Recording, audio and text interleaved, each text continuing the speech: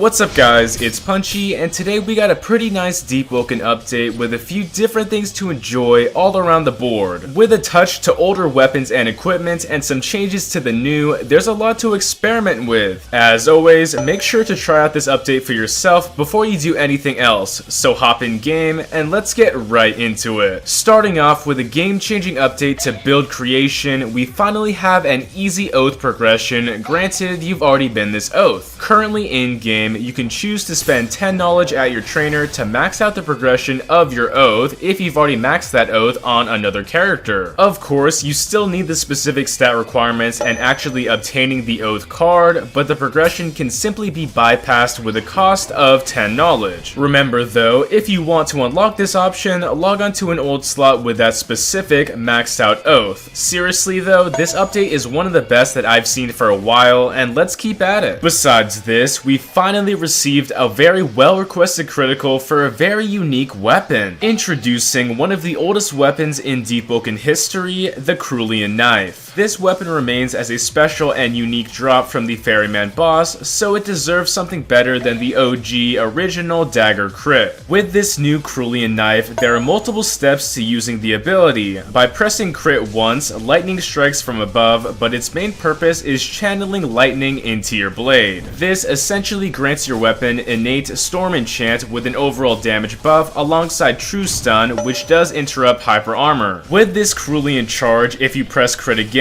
you'll burst out with a lightning assault, dashing forward like the Ferryman and dealing solid damage. It's definitely an interesting crit in my opinion, and it seems fun to mess around with. So finally, the Ferryman gets the full respect that he deserves. Even further, one of my favorite medium weapons, the Warden ceremonial sword, has a unique critical to finally set it apart. Previously limited to the basic normal sword crit that wasn't doing all too much, it wasn't that good. Now in the update, the Warden ceremonial sword grants the user a radial sweep that leaps forward and slices anything nearby. For both pressure and movement, I think the Warden sword is finally in a special place of its own. With the release of all those new clubs in the previous Deepwoken update, today we got an entirely fleshed out talent tree for this weapon class. In the Hammer Ridge weapon tree, upon on Hammerage, we have multiple new talents to try and test out with. Starting off with Hammerfall. This talent is fairly basic, but it states aerial attacks do 25% more posture damage when blocked. Currently, all club weapons have less range on their aerials than others, so this should be positive as a mix-up tool. Next up, we got Brain Rattler. Guard breaking an opponent with your crit rattles their brain in its container, causing increased blood loss and blurring their vision. Although it's fairly basic, smashing guards with this crit can set up your next action and catch players lacking. Now, the final talent we have is Dispatch. Bear trap targets deal 20% less posture, and dazed targets deal 20% less posture too, which both can stack. This is pretty nutty because it applies to all forms of daze and bear trap, and yeah, it's gonna be very defensive and crazy. Alongside this, for the Greathammer players, we also have another talent called Unstoppable Force, which is also fairly simple. Basically, you take 25% less posture damage when parried, which is honestly just a straight upgrade. Finally, we've been waiting so long for this, but there's an outfit that everyone has been asking for. Today, we got the Martial Artist outfit that's probably one of the best outfits in game, and it's simply a shirtless gi for any type of brawler that resembles like any fit you'd see from Street Fighter. I think the neutral or feminine version is objectively better, just in my opinion, because we get full access to the entire gi, which looks super awesome. Seriously, go check it out. We're also back with yet another insane visual quality of life change that makes everything just so easy. Before this update, the only way to turn off your equipment vanity was through the campfire system or by pressing P. You could individually toggle your drip visibility by clicking the option, and tapping P just disabled your helmet, but now it's time to make all of that even easier. Holding P, a new menu pops up displaying every single gear slot on your character. By simply interacting with the section that we want to disable, it's very easy to toggle gear gear without even needing a campfire or somewhere to sit. Additionally, hair and beards can be turned on or off with basically any helmet type equipment, adding a whole new layer to all customization. Honestly though, it's such a small change, but it's definitely going to be useful in all aspects of customization. And that's all for right now, but don't forget to check out the weekly Battle Royale. As the progress for Conquest continues, it's always pretty fun to destroy the arena with a group of your friends. Anyway, that's about everything, and if you enjoyed it, make sure to like and subscribe. I'm always here providing exclusive update content, so help me out with your support. Thanks again, it's punchin' time.